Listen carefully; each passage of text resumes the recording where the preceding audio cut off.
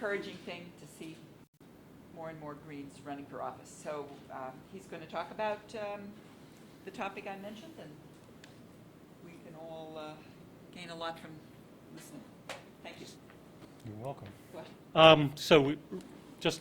It was an interesting campaign in 2000 with Winona LaDuke and Ralph Nader, so that would have been the campaign. So I still have Ralph's endorsement letter up on my wall. And I always like it when Ralph would call and he said, Mr. Nader here. He still types his stuff by hand. So that was impressive. In June of 2010, it broke in the news down in Pennsylvania that the Department of Homeland Security, Pennsylvania Homeland Security, which was run out of an office in Israel, a security firm that was hired with a no-bid contract, was monitoring citizens who were opposing Marcellus drilling. And so we like to put this cartoon up to give everybody an idea of like grandmothers being surveillanced because they're a danger to the democratic process. So we're gonna start a little broad on trying to give a big picture about the Marcellus and natural gas and where we are in the United States, and then go into the specifics of what's happening on the Allegheny National Forest, because the lesson we can show you from the Allegheny is what you can expect your terrain to look like in your state if you're in a shale gas state. So we're ready. So it's amazing that we've gotten this far in the shale gas development based on the assumptions that people are making and presenting to the public without any data to back it up at all. And I thought we should look at some of those assumptions. You know, the big one is going to reduce dependence on foreign oil, but they never say how. We use something like 20 million barrels a day in the United States, and what we produce on the Allegheny National Forest is probably a 10-minute coffee break for that amount. And they don't explain, like, with world demand for oil increase, you know, by China and India and developing countries, and the fact that shale gas is spongible. The industry said that. We're going to ship it wherever we can make the most profit. It has nothing to do with energy independence, and yet nobody calls them on that. It's somehow going to replace dirty coal, and it's going to prevent climate change by reducing CO2 emissions, and they don't explain that either. I haven't heard any country, coal company, or producing state that's agreed to stop mining, burning, or exporting coal. In fact, they're increasing. They're trying to mine coal in Alaska now, in southeast Alaska. They're talking about mining coal and shipping it from Australia to China. We have a tar sand project up in Alberta, Canada. We want to build a new pipeline down through Michigan, that Keystone X pipeline, which would go to our refineries in Louisiana. And nobody's explained how we're reducing the use of oil in the United States and how that's going to happen. And then it's constantly being described, natural gas, fossil fuel, going to be the fact of the matter is unconventional hydrocarbon shale gas extraction, which is different than natural gas, is okay. It's not. It pollutes our air and our water. Natural gas burns cleaner, but that's the end of it there. Okay. When you take the whole life cycle, it's not cleaner. We'll talk about that. And then it's going to reduce climate change and methane being released when you drill for gas and when you frack and when you transport it and when you use all the equipment involved in that, compressor stations and gas processing plants, and it gets released. It's 105 times more potent than CO2 as a greenhouse gas. So it's not going to reduce, not going to make a dent in climate change. Okay, we're ready. And the thing that's been happening that the public wasn't either aware of or wasn't paying attention to is we have liquefied natural gas terminals. There's been one that the industry's been trying to open in the Columbia River area out in the west along the coast. British Columbia to create LPG, liquefied natural gas terminals. There's a pipeline built across Pennsylvania, and it will go to a liquefied natural gas facility. And the plan all along was to export it, and wherever they could get the most money. And right now, the concern is what's that going to do to America and the cost we pay for natural gas, the thing that's supposed to be helping us with. And I'll take questions at the end because we're going to kind of go through this.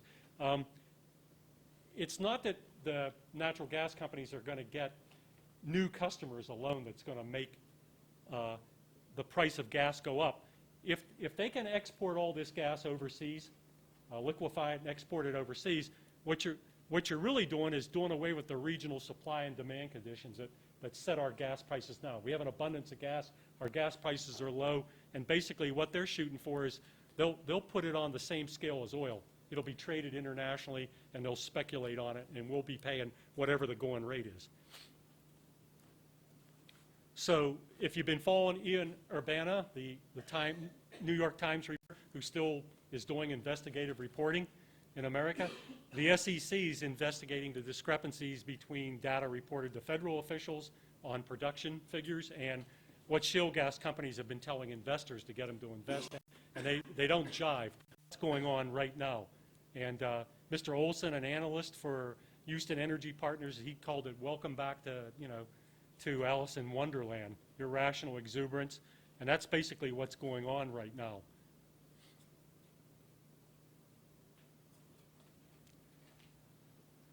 So the other thing I want to make you aware of is that Penn Future, an environmental organization in Pennsylvania, has filed a lawsuit against air emissions from a Marcellus shale company, Ultra Resources, and the premise is that all those wells, tank farm facilities, construction equipment to build all that, the compressor stations, the gas process, all one air emission source. And what's been happening is that the agencies at the state level haven't been analyzing those emissions as one total source for development, and they haven't been getting the permits they need at the state and federal level for air emissions. They would fall under what they call new source review requirements for the EPA, where there would be more stringent permitting requirements. So what the US EPA does, it doesn't go along with that contiguous or adjacent activities where you have to, if you're right next to a well, then okay, we can count it as an air emission. Your whole development and your whole network and all those pipelines and all those compressor plants and processing plants, they all count as one source. It doesn't matter whether they're a mile away from each other. They're all in the same development. So they're operationally... The EPA hasn't, is not... No, they're just being pushed now. This is the first kick. Yeah. So, and the other thing that we've been doing in Pennsylvania is that basically, without any plan, we started drilling. And then we took all the frack water, the wastewater, and we dumped it into our rivers directly, or we sent it to brine treatment plants that were for shallow oil and gas drilling. They only treated brine, or they sent it to wastewater treatment plants, sewage treatment plants that only can remove organic matter. And so they weren't able to take any of the heavy metals, the chlorides, the material out of that water and the toxic fracking chemicals. And they just ran it through the sewage treatment plants and dumped it into our rivers, so that by the last 2 years, the Monongahela River down at the point in Pittsburgh actually full of broken, and it's coming, and they're also a constituent, a radioactive constituent, and it's coming direct from all the frack water being dumped upstream. So here we have Ridgeway, where I live. It's adjacent to Elk County, dumping sewage frack water into their sewage plant, 275 times the drinking water standard, radium, and then other radiation 780 times. And then they're 57 miles upstream from Clarion, along Clarion River, where Clarion's drawing out water. It's unbelievable.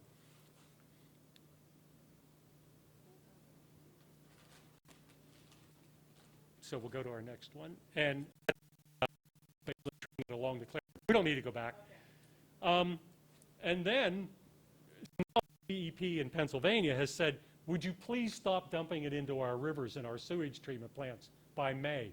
Well, we don't know whether that's stopped or not. We're actually out following residual waste trucks trying to find out where are they taking this stuff, because we don't know whether they complied or not.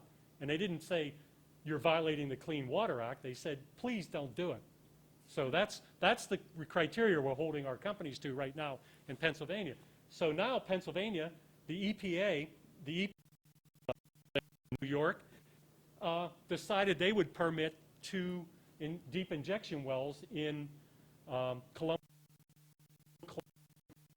New York, that they were going to put these deep injection wells a couple hundred feet from New York's water wells, okay, those residents. And we're putting it in an area that's not suitable.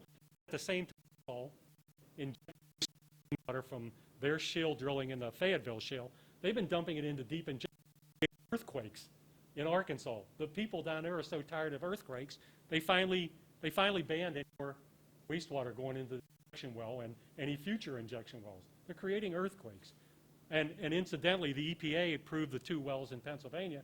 They approved them 50 miles from the Kinzua Dam, less than 50 miles along the Allegheny River, which is a huge fault line. So basically what Columbus Township in Warren County, Pennsylvania is doing, below Clymer, New York, is they're going to pass a community rights ordinance that says you're not going to dump any frack water in our aquifers and underground or on the ground anywhere. And the company, Bear Lakes Properties, is already threatening to sue them for that. And we'll talk a little more about what's happening in Pennsylvania.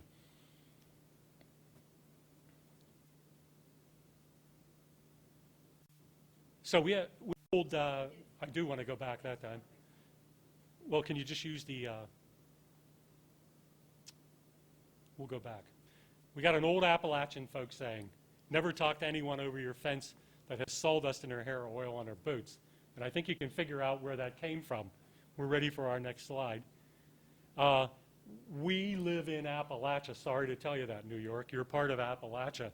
And we have a long history of exploitation by corporations for our energy resources. When you look at the Marcellus Shale, which is mostly what everybody's been talking about, that's the hatched area. The dots are the Utica. We have another shale deeper than the Marcellus that even covers more of New York and Pennsylvania and Ohio. So if you think you're escaping the Marcellus, don't count on that, okay? And Penn State, Pennsylvania State, Penn State and State College, PA, they're promoting all these other shales layers in Pennsylvania and New York. So, and then we even have the Trenton Black River, which is a deep gas formation.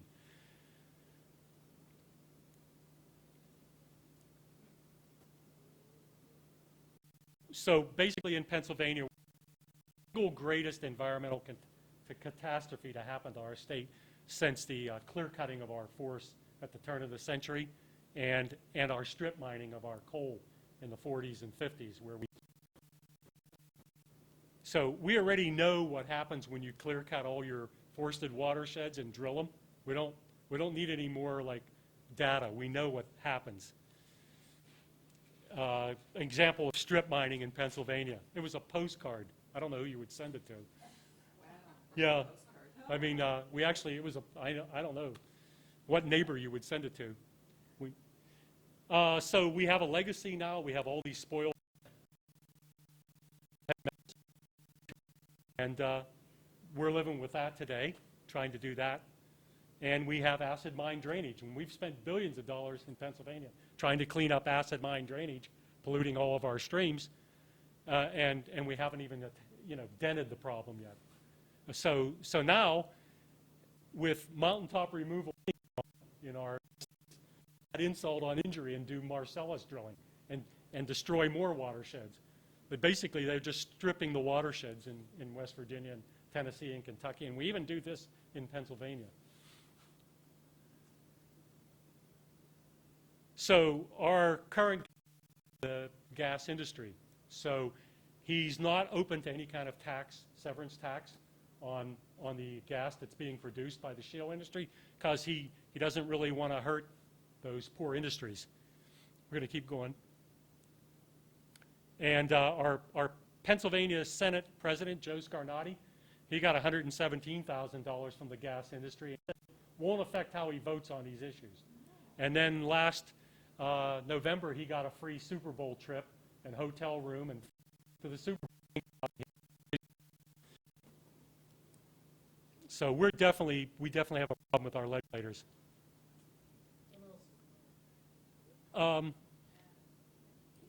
can you just hit the toolbar to change? Okay. All right, so basically we can't afford to tax those poor gas companies, okay?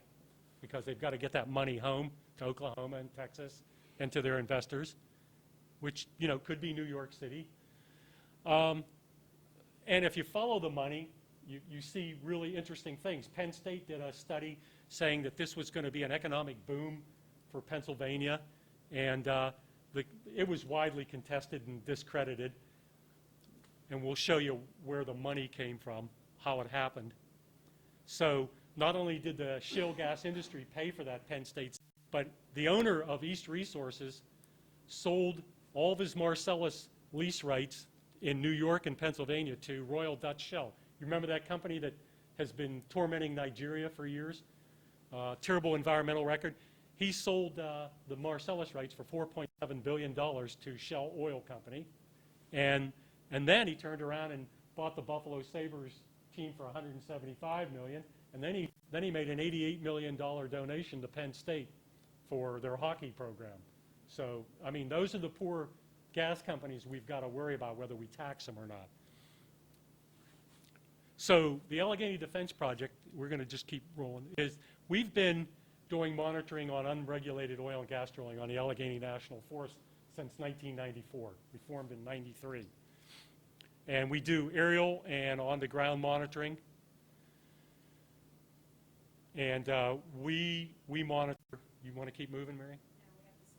Now we have the spinning ring. Oh, the spinning rainbow wheel? Okay, cool. Can you go back? Yeah, we'll work with it. Okay. Oh, no. Can we do it? There we go. So now when you come on the Allegheny National Forest, you'll see signs like this set along the roads.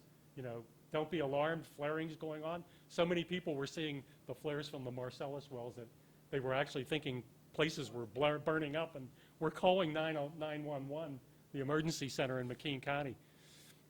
The Allegheny National Forest, the Forest Service calls it the land of many uses, and those of us in the know call it the land of many abuses.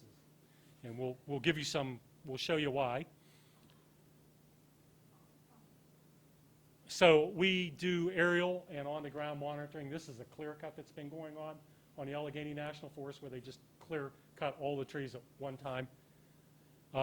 This is an oil and gas development, shallow well for oil and gas. This is the scenic byway, National Scenic Byway going through the Allegheny National Forest. And they built the oil and gas development along the scenic byway. They didn't even preserve the integrity of the scenery. And over here is Morrison Run, one of the most remote areas in the forest and favorite hiking area. And you can see the beginnings of the oil and gas development when this photo was taken. And it was a remote area under heavily industrialized national forest in the United States. There's only 4 national forests in the Northeast. You have a small one, the Finger Lakes National Forest, very tiny, in New York. And we have more oil and gas wells than all the other 155 national forests combined. And unregulated oil and gas drilling is basically fragmenting and logging are basically fragmenting the forest. And we'll give you some examples of that. That's an oil and gas well. We have 12 to 15,000 oil and gas wells right now, and they're drilling more all the time. And they don't follow the National Environmental Policy Act, NEPA, when they approve these plans for drilling, because the Forest Service likes to say, well, it's not a federal action, it's a private owner of those mineral rights. So we're actually litigating in federal court right now. The Allegheny Defense Project, Forest Service Employees for Environmental Ethics, and Sierra Club. And we sued the Forest Service for not following NEPA, and then we got a settlement with the Forest Service that was a bittersweet one, basically allowed half the wells to go forward, and the other half had to go forward under NEPA. And then the oil and gas industry turned around and sued all of us, the Forest Service and all the environmental organizations. And then a federal judge in Erie, issued an injunction against the settlement. And so we've had to appeal that to the Third Circuit Court in Philadelphia. But this is typical road building. What people don't understand is they think, oh, we're going to get a Marcellus well, and it's going to be a pad, and I can live with that. And this is just an example of shallow oil and gas well drilling and the road building. You cut all the trees down in a 60-foot wide corridor and well pads, and then you'd go in with an excavator and just rip everything up. This particular area, since it wasn't evaluated on the and then you have to come up with stone. I don't think people understand. You're going to need a lot of stone to build all the road networks for Marcellus drilling. And these are, pits on the ground, hundreds of them, literally on the forest, an aerial view. And the Forest Service was giving your stone away, the public stone, for the last 30 years to the oil and gas industry to do that destruction for free. They'd never charged them for the stone. Now the oil and gas industry is trying to sue in court saying they own the stone because they have mineral rights, oil and gas rights, but there's no precedent for it. Here's an example of drilling finds with heavy metals and whatever drilling chemicals they use, just blown into the waterways in the forest, and then you got leaking and aging infrastructure. Now you're going to do Marcellus on top of that. They put permanent installations on public lands, and this is what you can expect to see on projects too, or your forest lands. Batteries, tank batteries, permanent brine pits just put on public land, acre, maybe 2 acres in size.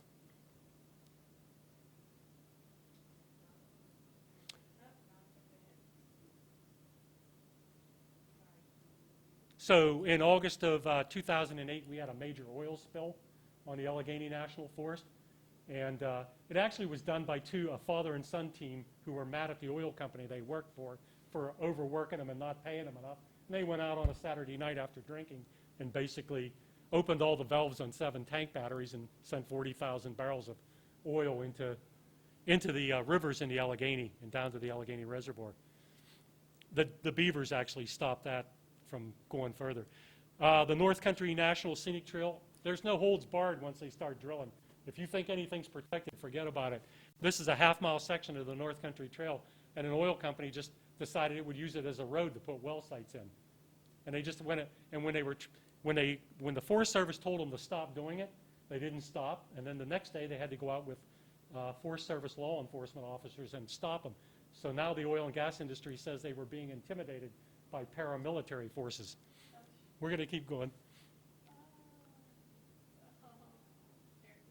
That's okay. This is one of the previous slide was just an example of what was a hiking trail in the summer, and they turned it into a road for oil and gas development for 5 wells. This is one of my favorite slides because this is the National Scenic Byway we were looking at on that one aerial photo, and you can't camp within 1,500 feet of the National Scenic Byway because it would take away from the scene.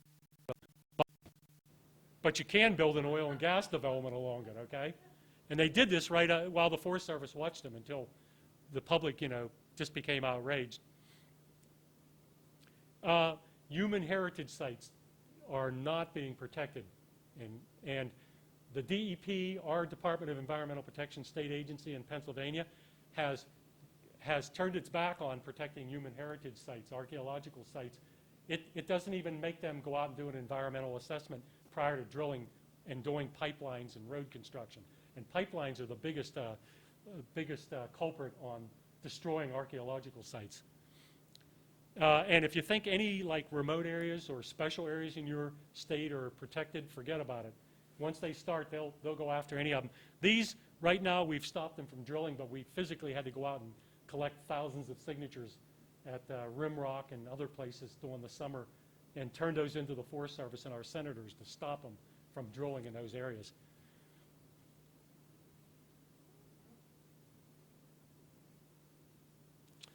Unbroken, well, we'll go back.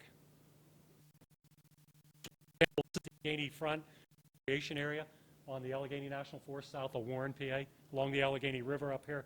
And it's unbroken forest. It hasn't been damaged yet. And this is what you would expect to see on the ground. And then this is an oil and gas development that's been on the forest for a while. All the roads, every one of those small rounded areas is a well, every 500 feet on a grid across the forest. And this development took place on the forest in 4 months. There's a stone pit, fracking ponds, there's tank development, batteries, and roads, and that all happened within 4 months flying over that. And basically their goal was to put a well every 500 feet and then a road connecting it. And they call that full mine out. And I think those are the things you're going to have to be watching in your states. So what we know from the Allegheny with all that fragmentation happening is all these species are declining in viability. And the U.S. Forest Service, they can't figure it out. They're stating there's gaps in nesting habitat due to high density of roads and gas, and there's a recent drop in nesting success, but they can't figure out why. And the northern goshawk requires 98% canopy closure in order to nest, and it's going down to 70. And they can't figure out what the problem is. And we kind of know what the problem is. This hilltop above Tionesta Creek, that's an oil and gas well pump jack there, and a road and a clear cut. It looks like somebody had dropped a bomb on the hillside. So in 1923, Calvin Coolidge signed the proclamation creating the Allegheny National Forest, and it was for watershed protection.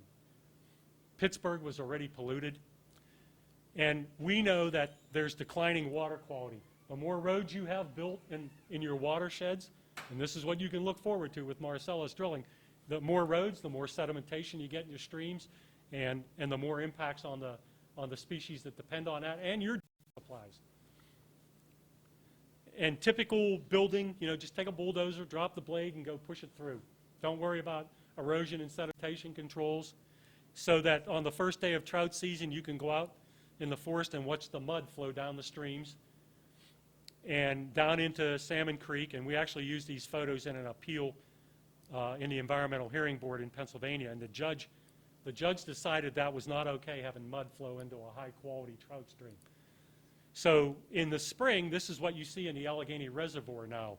You can follow the mud out of the tributaries and into the reservoir, and it's coming off these hills where you had the oil and gas activity and the logging for it. And the Army Corps of Engineers called that mid-level mixing. That's why the mud was there. So in August 21st of last year, we were up along the New York State border in Quaker Run watershed near Allegheny State Park. And we had a white substance flowing into Allegheny State Park from the Allegheny National Forest track back to the drilling. And we'll show you what happened. There just happened to be biologists out on the state forest, Allegheny State, taking water samples, and here they see this pollution coming down into the Quaker Run watershed. So here's the border of the New York-Pennsylvania state border, and you can see, here's the Allegheny National Forest, and you can see all the oil and gas development, and then you can see Allegheny State Park, which doesn't allow oil and gas drilling. And this company got shut down by our DEP because they had like 400 violations and hadn't been made to correct them in years. So they finally shut them down. And the first thing they did was they threatened to go over the border to Allegheny State Park and start drilling there. And that's when New York State people seem to mobilize over their state parks, okay, and protect them. This is also an IBA, an important bird area by Audubon, National Audubon, and for some reason think this is an important bird area. And somehow they think the birds know that they're supposed to stay on that side of the political border and that their habitat won't be affected, okay? We can't figure it out. So what's going on now is we're actually involved in a border project with your Allegheny State Park. We're going to do a boundary survey with Allegheny Defense Project, Adirondack Hiking Group. We've actually gone out and surveyed these stone markers, and then we're going to clear the border of brush and trees if we have to, and put signs up, because we think that there's already incursion into Allegheny State Park illegally. And if not, we think they may be drilling horizontally and going under your state park, taking your oil and gas, okay? So we're going to map the border out. We also work with citizens up in that area too. These people have camps they're from the Buffalo, New York area, and we get a call from the Wolf Run people, and they're concerned because they get to their camps one day and see a hazardous waste area sign nailed on the tree next to their camps, and they contacted Allegheny Defense Project. So we went up and took them out on a tour of that area that we saw in the area photo. So you remember that white substance that the biologists in Allegheny State Park found in their stream? Well, we found the excavator that had the white substance all over it, and it came out of fracking pits. And we found unlined fracking pits, They're supposed to have a 30 mil. And find in a roll site. It's 2010. These are the companies that quote, "We know how to do it right." They don't. We found leaking wellheads. That was leaking gas here and here. There were no erosion and sedimentation controls.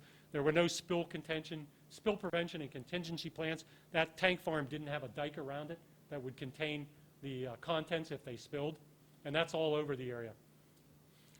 This is Jaeger Brook that flowed into the Quaker Run watershed in Allegheny State Park. We're on Allegheny National Forest. I'm standing in Jaeger Brook in August. The water's not over the soles of my hiking shoes. And the oil and gas company just dammed up a pool in Jaeger Brook and started their pump up and just started sucking the water so they could go frack their wells. And they use hundreds of thousands of gallons of water to frack a shallow well.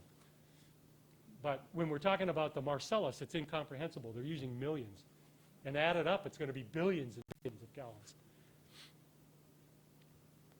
So the Allegheny National Forest says, well, geez, you know, we have so much oil and gas drilling, maybe you need to go somewhere else for a remote vacation, you know, go to a state park near you or another national forest. Well, there aren't any close by national forests. So state legislators do, they lease the oil and gas rights, which we owned on the state forest and not on the Allegheny. They leased them. So here's a pristine mountain area in Loyalsock Forest State with a Marcellus site and impoundment on it. And those are 20 acres. Here, 14.8 million gallon water impoundment for fracking. Okay, and when you add up that acreage, it's 20 acres. And this is Moshannon State Forest, and I wanted to just show you one of the myths that the Marcellus industry is saying is, oh, we won't need as many well sites, and they'll be further apart because they're bigger, they're 5 acres. And I just wanted to show you them leapfrogging Marcellus sites through the Moshannon Pennsylvania.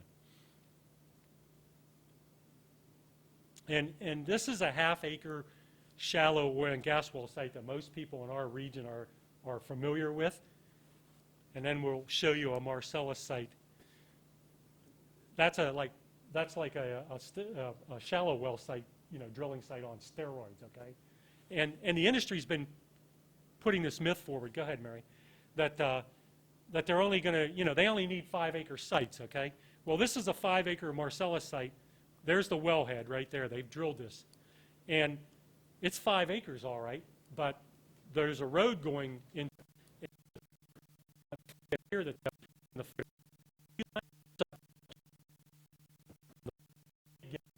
if you're a hunter, you're concerned about that kind of thing. So this site was like over 20 acres. And so now the industry, now their latest mantra is it's 7 to 10 acres. But in reality, they're 20 acres, 16 acres, 20 acres. Millions of gallons of water. That's a standard, like water impoundment. One so big on the Moshannon State Forest, on a privately held in-holding, that they actually have flotation devices hanging on posts in case you fall in. It's that big. And if it doesn't scare you, seeing all these down your rural road, 1,000 frack it, drill it and frack it. Both ways. That industry keeps saying. This is a picture of the shallow well drilling on the Allegheny. This occurred over a year. That kind of, if you drive back into this Windy City area of the Allegheny National Forest without a map, you'll get lost on the roads. There are that many roads. Locals can't do it. And what the industry was saying was, oh, we won't be like that shallow gas site. You won't need as many wells, 5 acres further. And it looks the same from the air. Roads and well sites just blanketing the landscape. And this is Colorado. And they're down to 10-acre spacings. They have a well every acre.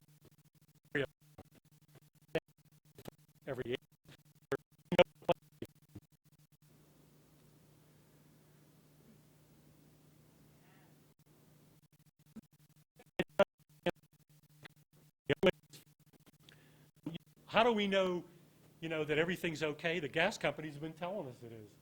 Any friendly approach? sign, then you find out all the things that people haven't been asking. It's not, it's also coal. Professor Howarth from Cornell University, they did an environmental assessment on the difference between natural gas comes out of stone formations where, there's reservoirs, pockets of it. Shale gas is solid. The shale layer is solid, and it has to be hydrofractured and broken into a million of gas out. The whole life cycle of the shale gas process, all the construction equipment, road building, land clearing, methane leaking when you're drilling, not any cleaner than coal. It may be a bit dirtier, is what they've found.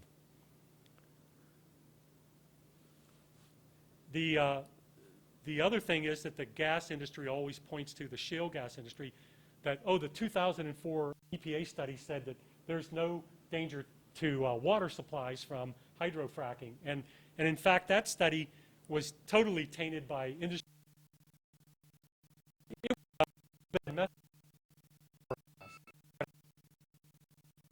Study going on right now that EPA is conducting, and it's already pretty limited on what they're allowing them to do. But that won't be done until 2012. Meanwhile, your DEC is just moving forward in New York on okaying the regs to go ahead and start issuing permits for Marcellus drilling. This explosion and fire was tanks that were holding the produced fluid that comes back, the flowback water that comes back when they hydrofrack and comes out of the ground, that 20%. It ignited and blew up in Avella, PA, down in Washington County in southwest Pennsylvania. There were 3 workers.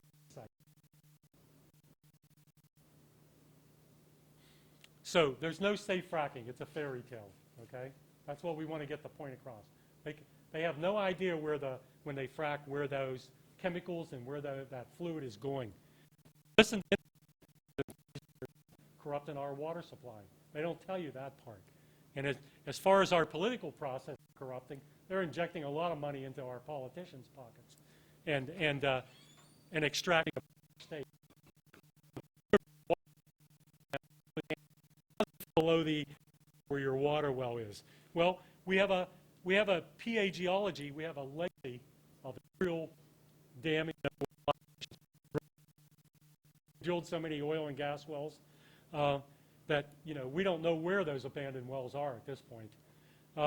And the geology of our state, we're fractured. We have major fractures in our. You have them in New York around a lot of your aquifers that you need to be concerned about. And we have coal mines existing and abandoned, so methane can migrate from any of those sources.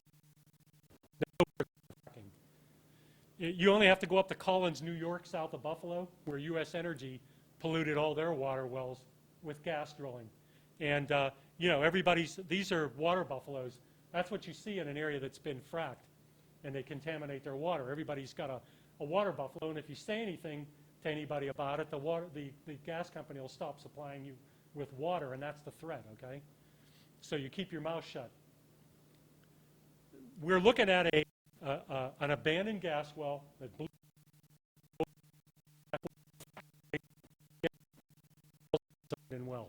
and it blew out, and it polluted the stream, and it found the dead fish and reported it, and they had to do an emergency plugging of that well.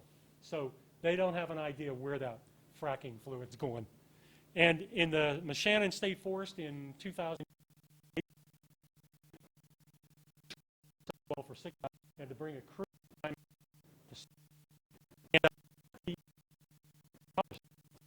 going on. For water because there was an industrial accident.